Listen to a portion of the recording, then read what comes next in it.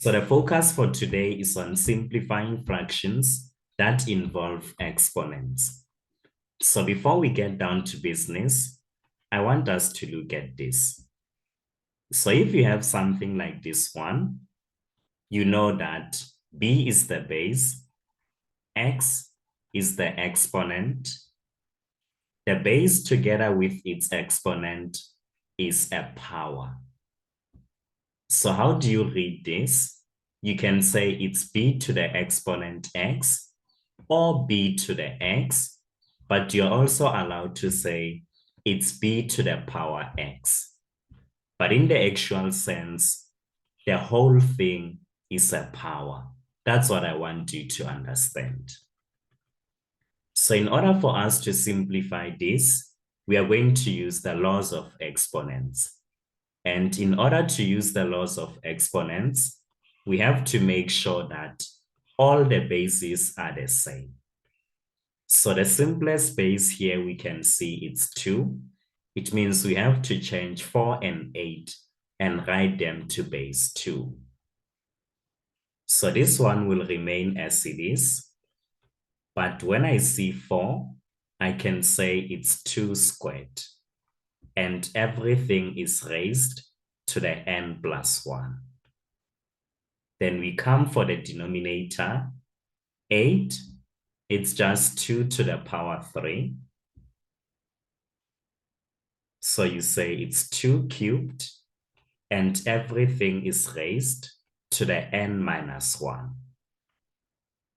Then from this point, we simplify this part as well as the denominator. So we have to distribute the 2 because we have 2 terms. You don't just say it's 2n plus 1. It's wrong if you do that. So you'll have 2 to the n plus 2, and then you'll have 2 to the 2n plus 2. Do you see that? Then we go for the denominator. We say everything is divided by what? By 2 to the 3n minus 3. We distribute. Fine. Then from this point, we focus on the numerator. Then we apply the first law of exponents. When multiplying powers of the same basis, we take one base and then we add the exponents. Did you see that? So we take one base and then we add the exponents. This is what we have. Then our denominator is still written as it is. It's 2 to the 3n minus 3.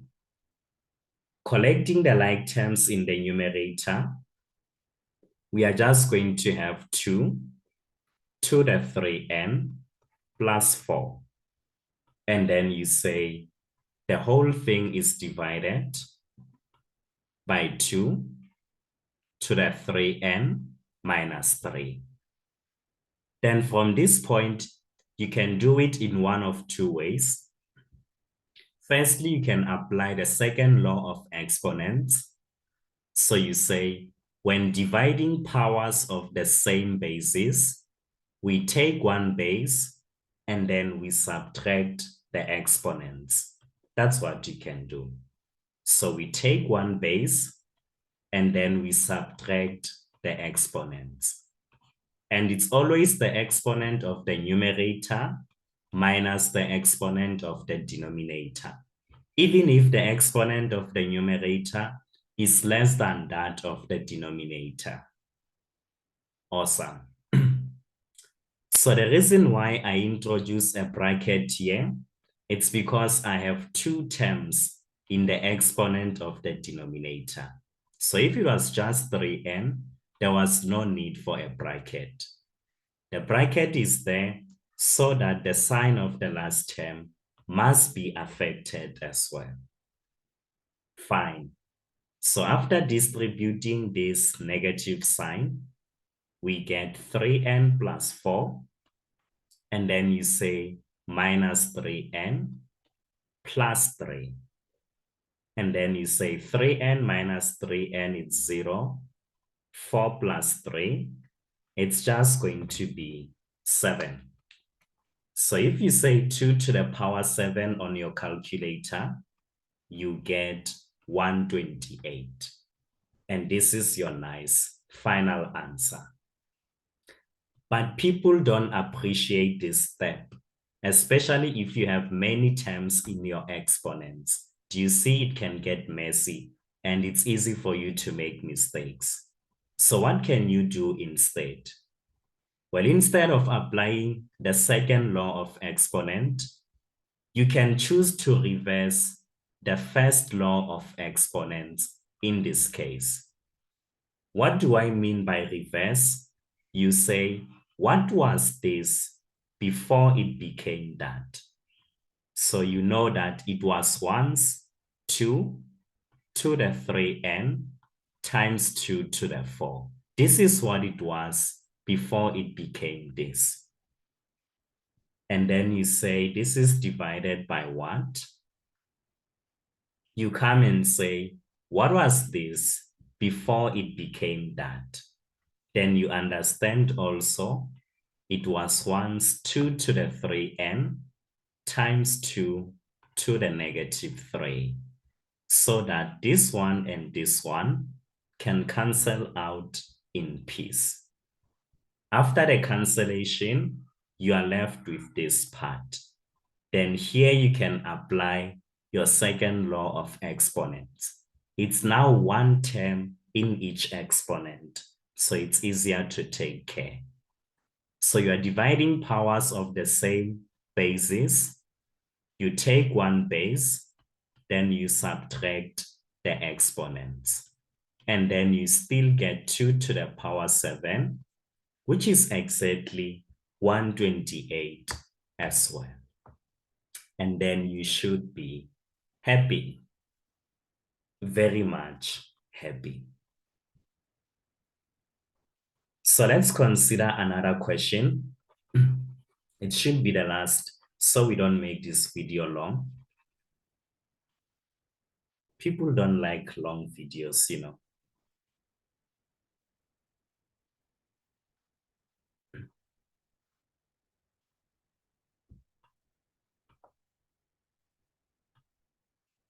Right, so let's see this. If you have 6 times 3 to the n plus 1, and the whole thing is divided by what? By 3 to the power n into n minus 1. And then you say divided by, so you have 2 times 9 to the n plus 1. And the whole thing is divided by 3 to the n squared minus 1. So this is what you have. Now, I want you to realize that the bracket has been put there deliberately so that you make a mistake. What mistake? A mistake of saying 6 times 3 to the n plus 1 is going to be 18 to the n plus 1. You never do that. So instead, I want you to write it as it is. But instead, you remove the bracket. So you say it's 6 times 3 to the n plus 1. Then you go to your denominator, and then you expand your denominator. So in other words, you distribute the n. So you're going to have 3 to the n squared minus n. But we know that division has never divided another division. So instead, we change this division sign to multiplication. And we multiply by the reciprocal of this, which is going to be 3 to the n squared minus 1. And this is divided by 2 times 9 to the n plus 1.